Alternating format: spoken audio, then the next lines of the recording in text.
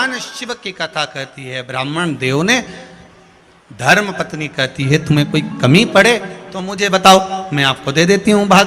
पर ब्राह्मण देव तो ब्राह्मण देव थे, जो लाते थे वो दान पुण्य संकीर्तन में लगा देते थे। एक दिन शाम का समय, प्रदोष का दिन, प्रदोष का दिन, प्रदोष काल, शाम का समय, भगवान देव अधिदेव महादेव मां जगतजननी पार्वती जी के साथ में भ्रमण पर निकले। देखिए, अगर प्रदोष का व्रत नहीं कर सकते, प्रदोष के दिन आप व्रत नहीं कर सकते, मान लो आपसे भूखा नहीं रहा जाए, प्रदोष का व्रत नहीं कर सकते, प्रदोष के दिन आप भूखे नहीं रह सकते, मंदिर भी नहीं जा सकते, दिया भी नहीं लगा सकते, तो शिव महापुराण की कथा कहती है कि प्रदोष के दिन, प्रदोष काल में अपने ही दरवाजे के पास में देवाधिदेव महादेव का स्मरण कर कर लक्ष्मी की वृद्धि के लिए, कार्य सिद्धि के लिए, संपदा को प्राप्त करने के लिए आप अपने ही दरवाजे के पास में एक दीप लगा सकते हो। कौन से दिन? प्रदोष के। एक बात और अच्छे से समझ लीजिए, जो बच्चे चिड़चिड़े होते हैं, चाहे घर में बेटे हों, बहुएं हों, सास हो, ससुर हो, परिवार में छोटे छोटे बच्चे हों, चिड़चिड़ प्रवृत्ति करते हों या चिड़चिड़ा स्वभाव हो, जरा जरा सी बात में क्रोध आ जाता हो, बोलने का भान नहीं रह पाता हो, शब्दों के बाण चलते हों, तो महाराज प्रदोष के दिन, प्रदोष काल में बेलपत्री के पेड़ के नीचे एक, जो पत्ता आपके पास में हो, पान का मिल जाए तो पान का, पीपल का मिल जाए तो पीपल का, बेलपत्र का मिल जाए तो बेलपत्र का, उस पत्ते पर मात्र थोड़ा सा शहद और 7 दाने चावल के रखकर घी का दिया लगा दो महाराज, और थोड़ा सा जल हाथ की अंजलि में लेकर भगवान देवाधिदेव महादेव का स्मरण कर कर कि इस बेलपत्री के वृक्ष के नीचे माता लक्ष्मी, पार्वती, सरस्वती विराजमान है, इसी बेलपत्री के पेड़ के नीचे मेरे देवाधिदेव महादेव का 12 ज्योतिर्लिंग का स्वरूप प्रकट है, उनका स्मरण कर कर जल चढ़ा दीजिए। और उसका स्मरण कर लो जो चिड़चिड़ प्रवृत्ति करता हो, क्रोध करता हो, जिसको बोलने का भान नहीं होता हो, सम्मान नहीं देता हो, अपशब्द कहते हो, उनका स्मरण कर कर आप छोड़ेंगे। एकदम एक प्रदोष करेंगे, दूसरे प्रदोष तक तो आपको कोई दिक्कत ही नहीं। 2-3 प्रदोष कर कर देखिए, बाबा कृपा करें।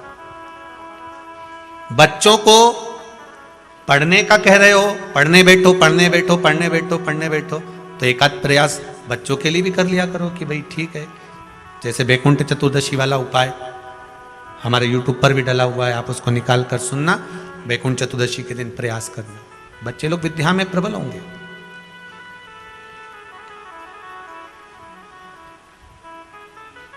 शिव उपासना का जो फल है वह 1000 गुना।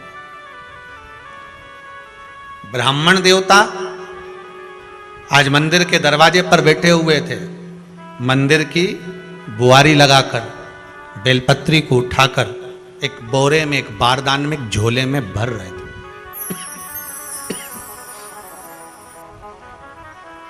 एक बारदान में, एक बोरे में, एक झोले में भर रहे हैं।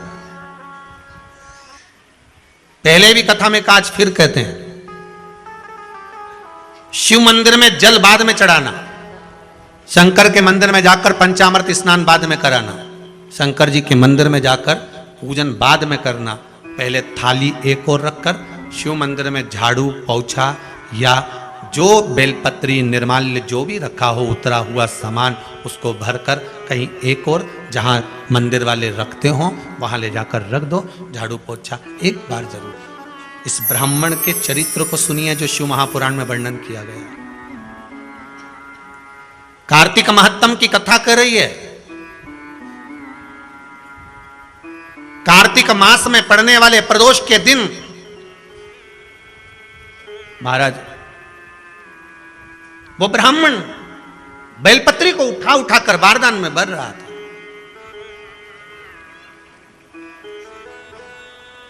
पूजन करने से पहले सबसे पहले सफाई का ध्यान रखो, और एक विश्वास रखना, आप मंदिर की सफाई नहीं कर रहे हो, फिर निवेदन करूंगा आपको, आप मंदिर की झाड़ू नहीं लगा रहे हो, आप मंदिर की सफाई नहीं कर रहे हो, आप मंदिर में पोछा नहीं लगा रहे हो।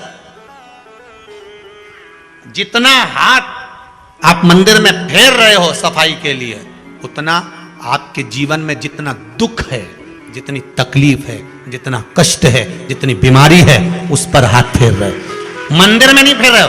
नहीं तो सारी दुनिया में जितने मंदिर हैं, सारे मंदिरों में ट्रस्टियों ने कुछ ना कुछ लगा कर रखा है। स्वीपर आता है, साफ करके जाता है, ये आएगा सफाई कर जाएगा, पंडित जी होंगे तो बुआरी लगा देंगे, पंडित जी होंगे सफाई कर देंगे। उन्होंने तो पंडित जी को बोल के रखा है कि साफ कर दो, पंडित जी करते भी हैं, पर पहला फर्ज आपका है कि आप मंदिर में आए हो तो पहले आप सफाई करो। क्यों? क्योंकि हम उसका द्वार साफ रखें। आज के समय में तो एक नियम हो गया साहब कि मंदिर में जाते हो तो मंदिर के दरवाजे पर चप्पल उतार के जाते हो, नहीं तो शास्त्र रीति तो यह कहती है कि मंदिर में भगवान सामने बैठा है तो उसके सामने चप्पल भी नहीं उतारना चाहिए। तो कई लोग कहते हैं मंदिर के अंदर थोड़ी ना उतारा, हम तो जीने से भी बाहर, एकदम गेट के बाहर वहां उतार, पर सामने तो है ना, सम्मुख में तो है। तुम्हारे यहां अगर 4 लोग दिवाली मिलने आते हैं ना, तो तुमने चप्पल रखने का भी स्टैंड बनाकर रखा है, साइड में उतारिए, दहली पर मत उतार देना, थोड़ा साइड में उतारो, सामने से सब आते जाते रहते हैं, सामने उतारो, सम्मुख में क्यों उतार रहे हो?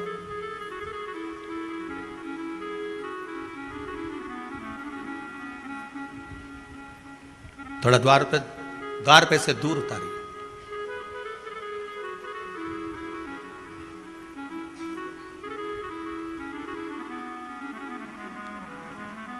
अभी तो कुबेरेश्वर धाम में काम चल रहा है, आप लोग जो दान दे रहे हो, आपके दिए हुए दान से निर्माण चल रहा है। अभी तो आप पहनकर जूता चप्पल भी अंदर आ जाते हो, भले दूसरे मंदिरों में चप्पल पहनकर हमने देखा है, आधिकाधिक मंदिरों में, ब्रजभूमि पर भी बहुत मंदिरों में लोग अंदर जूता पहनकर चले जाते हैं, पर जब तक बाबा नहीं बैठा तब तक तो आप पहन कर आ रहे हो। जिस दिन बाबा कुबेरेश्वर धाम में आकर बैठ गया, उसके बाद वो दोनों गेट पर चप्पल बाहर ही रहेगी। आओ आप, कंकर से शंकर जब शरीर से लगेगा तब सुख भोगोगे, आनंद भोगोगे,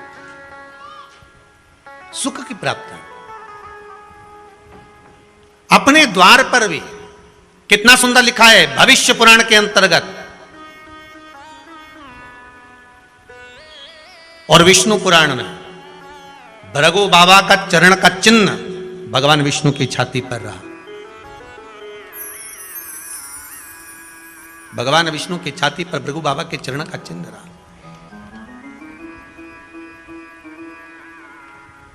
चरण का चिन्ह। अब